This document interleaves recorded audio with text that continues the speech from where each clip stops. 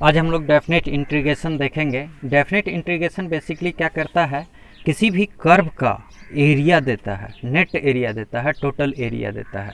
जैसे कि अगर हम एक ग्राफ की बात करें, ये हमारा वाई एक्सिस है और y बराबर हम मान लेते हैं कोई फंक्शन है f ऑफ x, और इस f ऑफ x का कोई ग्राफ इस तरह से है मान लेते हैं, ठीक है। और ये जो है हमारा, ये हमारा x एक्सिस है।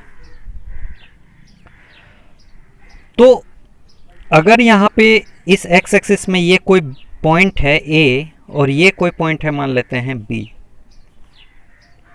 तो इंटीग्रेशन a से b तक जब करेंगे हम लोग, तो ये टोटल एरिया इस कर्व के नीचे का बना हुआ एरिया ही हमको मिलेगा, नेट एरिया मिलेगा, ठीक है। तो इस नेट एरिया को निकालने के लिए ही हम लोग डेफिनेट इंटीग्रेशन का यूज करते हैं। अब देखिए, इसका एक छोटा सा पार्ट को हम लोग ले रहे हैं, यहाँ से एक छोटा सा पार्ट को अगर देखें तो ये एक रेक्टेंगल की तरह बन रहा है, ठीक है। तो इस तरह के एक छोटे से हिस्से का अगर एरिया निकाल लेते हैं और हम लोग इंटीग्रेशन कर देते हैं a से b तक का, तो टोटल ये एरिया इस कर्व के नीचे का बना हुआ टोटल एरिया हमको मिल जाएगा। अब इस तरह के रेक्टेंगल, यहाँ भी छोटे से एक रेक्टेंगल बना होगा, यहाँ पर भी एक छोटा सा रेक्टेंगल, इस तरह करके हर एक भाग में एक छोटा छोटा सा रेक्टेंगल बना होगा। तो एक छोटा सा पार्ट को हमने लिया, इसका अगर थिकनेस की बात करें, अगर इसकी चौड़ाई की बात करें, तो ये चूँकि x एक्सिस में है तो dx क्या है, बेसिकली x का ही एक एकदम छोटा सा पार्ट है dx, ठीक है। तो इसकी चौड़ाई तो dx हो गई, और अगर इसकी हाइट की बात करें ये, या फिर लंबाई की बात करें, तो ये क्या होगा, y होगा। और y किसके बराबर है, y है f ऑफ x के बराबर है, ठीक है, फंक्शन ऑफ x का, और ये f ऑफ x का ही ग्राफ है। तो अगर इस रेक्टेंगल की बात करें, हम इस छोटे से रेक्टेंगल की बात करें, तो इसकी एरिया क्या होगी, रेक्टेंगल का एरिया क्या होता है, लेंथ इनटू ब्रेथ होता है। तो लंबाई इसकी y है और y f ऑफ x के बराबर है, तो ये लंबाई हो गया, इंटू चौड़ाई, चौड़ाई क्या है, dx है, तो dx। तो f of x into dx ये क्या है, इस छोटे से रेक्टेंगल का एरिया है। अब चूंकि इस कर्व के नीचे जो शैडो बनेगा, इस टोटल का एरिया अगर निकालना है तो हमको इंटीग्रेशन करना होगा a से लेके b तक। तो अब हम लोग यहाँ पे इंटीग्रेशन का साइन लगाएंगे a से लेके b तक, ठीक है। ये जो नीचे आप a देख रहे हैं, इसको बोलते हैं लोअर लिमिट, और ये जो आप ऊपर देख रहे हैं इसको बोलते हैं अपर लिमिट, ठीक है। तो मैक्सिमम जो इस एरिया का मैक्सिमम रेंज है वो b है, और अगर मिनिमम रेंज की बात करें तो a है। और a से b तक के इस छोटे छोटे रेक्टेंगल को सबको कंबाइंड फॉर्म में अगर हम लोग कर दें, तो नेट एरिया इस कर्व के नीचे का ये जो नेट एरिया है ये मिल जाएगा। That is called definite integration, ठीक है। इसमें एक निश्चित वैल्यू हमको मिलता है। अब ये तो इंटीग्रेशन इक्वल टू हो गया इंटीग्रेशन ऑफ a से b f of x into D x. यहाँ तक आपको समझ में ये बात आ रही होगी आपको, ठीक है। अब फर्दर इसको कैसे हम लोग सॉल्व करेंगे, तो जब इंटीग्रेशन यहाँ कुछ भी दिया रहे आपको, जैसे आप इंडेफिनिट इंटीग्रेशन में पढ़ते आ रहे हैं वैसे ही आपको इंटीग्रेट करना है। फाइनली लास्ट में क्या करना है, सबसे पहले अपर लिमिट पुट कर देना है, उसके बाद माइनस लोअर लिमिट पुट कर देना है। और ये जो अपर लिमिट पुट होता है, ये बेसिकली जो फंक्शन गिवन है उस फंक्शन के x को रिड्यूस करता है। x के जगह पे अपर लिमिट आ जाएगा माइनस फॉर्मूला वाला, और लोअर लिमिट a फिर आ जाएगा, ठीक है। तो मान लेते हैं f of x into D x का इंटीग्रेशन f ऑफ x आया, ठीक है। अब ये फंक्शन कुछ भी हो सकता है, ट्रिगोनमेट्रिक फंक्शन हो सकता है, इन्वर्स ट्रिगोनमेट्रिक फंक्शन हो सकता है, कोई पॉलिनोमियल इक्वेशन हो सकता है, कुछ भी हो सकता है। तो इसमें अब लिमिट यहाँ पे लिखेंगे लोअर लिमिट a और ये लिखेंगे b। अब हम लोग अपर लिमिट पुट करेंगे तो क्या हो जाएगा, f ऑफ b और माइनस f ऑफ a। ये जो फाइनल मिलेगा ये इस इंटीग्रेशन का कोई ना कोई न्यूमेरिकल वैल्यू मिलेगा हमको। तो इतनी बात आपको समझ में आई होगी।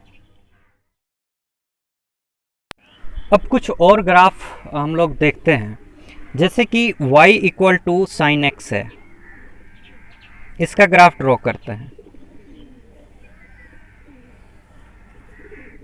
तो इसका ग्राफ कुछ ऐसा बनता है, साइनोसॉइडल वेव के फॉर्म में, है ना, साइनोसॉइडल वेव के फॉर्म में इसका ग्राफ बनता है। यहाँ पे 0 डिग्री है, यहाँ पे पाई डिग्री है, और फिर यहाँ पे 2 पाई है, इस तरह करके।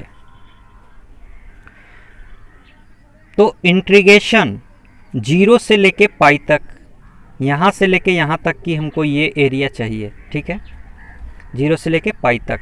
और फंक्शन हमारा क्या है, फंक्शन है हमारा साइन एक्स, और इसका जो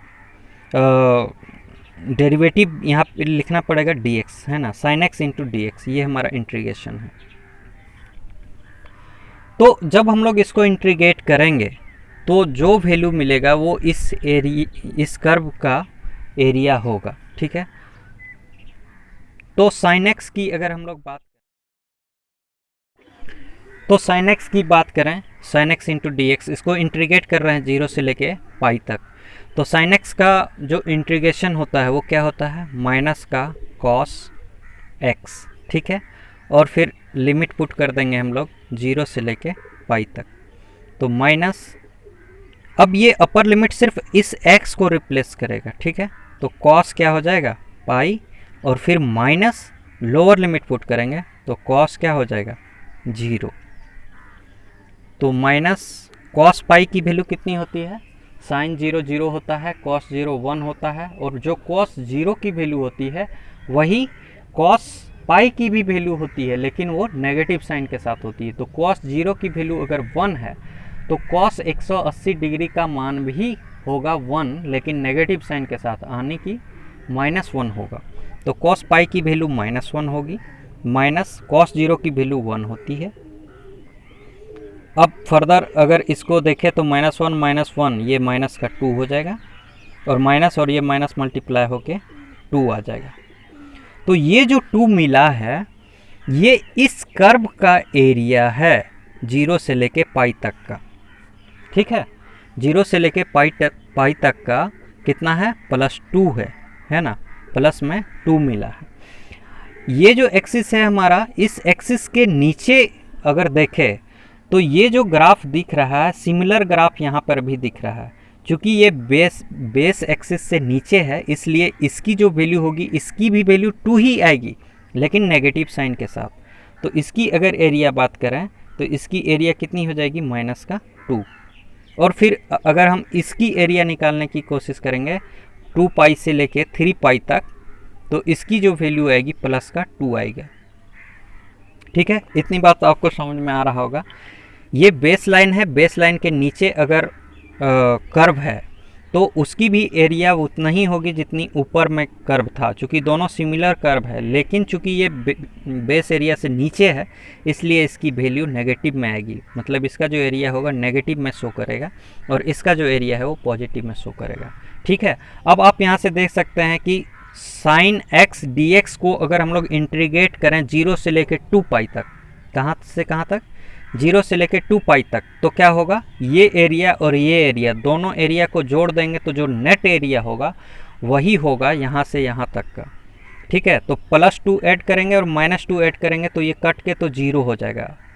मतलब कि अगर 0 से लेकर 2 पाई integration of sine x into D x रहा तो उसकी वैल्यू 0 हो जाएगी, ठीक है।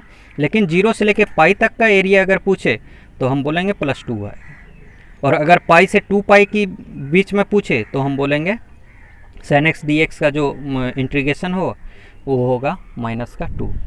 ये ग्राफ से आपको इतनी बात समझ में आ रहा होगा, ठीक है। मैं लिख के यहाँ पे दिखा देता हूँ। देखिए, अगर 0 से लेके 2 पाई तक और यहाँ पे साइन एक्स है डी एक्स है, तो इसकी वैल्यू आप सीधा बता सकते हैं कि 0 से पाई तक तो कितना होता है +2, और पाई से 2 पाई तक कितना होता है -2। तो +2 -2 नेट जोड़ देंगे तो 0 से लेके 2 पाई तक का एरिया मिल जाएगा। तो +2 और -2 ऐड करेंगे तो कितना मिलेगा, 0 ही मिलेगा। ठीक है, इतनी बात समझ में आपको आ रही होगी। तो ये ग्राफ से हम आपको यही शो करना चाह रहे थे कि डेफिनेट इंटीग्रल्स को ग्राफ के मदद से भी हम लोग समझ सकते हैं। अब देखिए एक प्रॉपर्टी है, इस प्रॉपर्टी को भी हम लोग ग्राफ से ही समझते हैं। ये कोई ग्राफ है, मान लेते हैं इस तरह से है, यहाँ पे मान लेते हैं A है, यहाँ पे मान लेते हैं B है, और यहाँ पे मान लेते हैं C है। ये कोई f ऑफ x है, फंक्शन है y इक्वल टू, ठीक है, ये y एक्सिस है, ये x एक्सिस है। अब देखिए अगर हमको A से C तक का एरिया कवर करना है तो हम सीधा इस फंक्शन को इंटीग्रेट कर देंगे A से C तक, और अगर हम चाहे तो A से B तक जाएं और फिर B से C तक जाएं और दोनों को जोड़ दें तो ये पूरा टोटल एरिया हमको मिल जाएगा। यहाँ पे तो आप कंटिन्यूअस देख रहे हैं कि ये ग्राफ कंटिन्यूअस गया है। अगर डिसकंटिन्यूअस ग्राफ भी रहे तब पर भी हम लोग ऐसे ही कर सकते हैं। जैसे कि एक और ग्राफ मैं यहाँ पे नीचे बना रहा हूँ, देखिए ये ग्राफ कुछ इस तरह से है और यहाँ से मान लेते हैं इस तरह से गया हुआ है, और अब हमको यहाँ से लेके यहाँ तक का एरिया निकालना है। चूँकि ये कंटिन्यूअस था, ये तो डायरेक्ट हम लोग निकाल सकते थे, A से C तक इंटीग्रेट कर देंगे f ऑफ x dx, तो यहाँ से वो एरिया निकल जाएगा। लेकिन डिसकंटिन्यूअस अगर कर्व मिल रहा है और टोटल एरिया यहाँ से मान लेते हैं यहाँ पे कोई पॉइंट A है, और इस जगह पे मान लेते हैं कोई पॉइंट B है, और इस जगह पे मान लेते हैं कोई पॉइंट C है, तो ये जो डिसकंटिन्यूअस यहाँ पे जो ब्रेक आया, तो इस ब्रेक को हम लोग पहले इतना निकाल लेंगे, उसके बाद फिर इसका एरिया निकाल लेंगे और दोनों को जोड़ देंगे। ब्रेकिंग पॉइंट हमारा B पर है, ठीक है।